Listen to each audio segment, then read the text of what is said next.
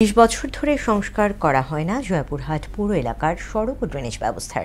তাতে বছর জুড়ে খানাখন্দে ভরা সড়কে জমে থাকে পানি। ফলে চরম ভোগান্তি ও ঝুঁকি নিয়ে চলাচল করতে হয় পুরবাসীকে। সমস্যা সমাধানে আশ্বাস পুর কর্তৃপক্ষের। মিলন রায়হানের প্রতিবেদন, জানাচ্ছেন তহসিন তারিন। প্রায় ৩৬ বছর আগে জয়পুরহাট পৌরসভা প্রথম শ্রেণীর মর্যাদা পেলেও এখনো হয়নি কাঙ্ক্ষিত উন্নয়ন। গত ২০ বছর ধরে শহরের 0 পয়েন্ট, বৈরাগীর মোড়, চিত্রা রোড, দেবীপুর সহ বিভিন্ন এলাকার সড়কগুলো সংস্কার না হওয়ায় সৃষ্টি হয়েছে গভীর খানাখন্দ। এতে ভোগান্তির পাশাপাশি প্রতিনিয়তই ঘটছে দুর্ঘটনা। পর্যাপ্ত ড্রেনেজ ব্যবস্থার অভাবে সামান্য বৃষ্টিতেই সৃষ্টি হয় জলাবদ্ধতা ও জনদুর্ভোগ।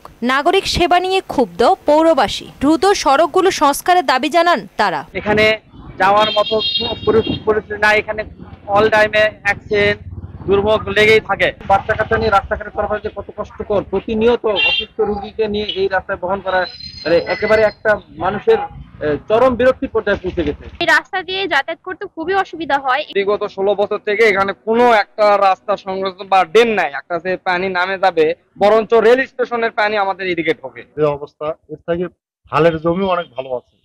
বর্তমান প্রেক্ষাপটে বাংলাদেশের মধ্যে এরকম রাস্তা আছে কিনা সন্দেহ। জনগণের দুর্ভোগ লাঘব করতে বরাবরের মতোই দ্রুত সড়কগুলো সংস্কারের আশ্বাস দিলেন পৌরসভার প্রশাসক। পৌরসভায় ইডিপি এবং রাজস্ব নিজস্ব অর্থায়নে আমরা ছোট বড় মিলে প্রায় 15টি রাস্তার আমরা টেন্ডার কার্যক্রম ইতিমধ্যে সম্পন্ন করেছি, যেগুলো আগামী 1 সপ্তাহের ভিতরে আমরা কাজ করছি। এবং এই রাস্তাগুলো এবং এর জন্য কাজগুলো শেষ হলে আশা করা যায় যে পৌরসভাবাসী যে এই যে বর্ষার সময় যে জলাবদ্ধতা, এগুলো নিরসন করতে সক্ষম হবে। 1975 সালের 8ই জানুয়ারি 20.72 বর্গ কিলোমিটার নিয়ে যাত্রা শুরু করে জয়পুরহাট পৌরসভা। তহসিন তারিন, মোহনা সংবাদ।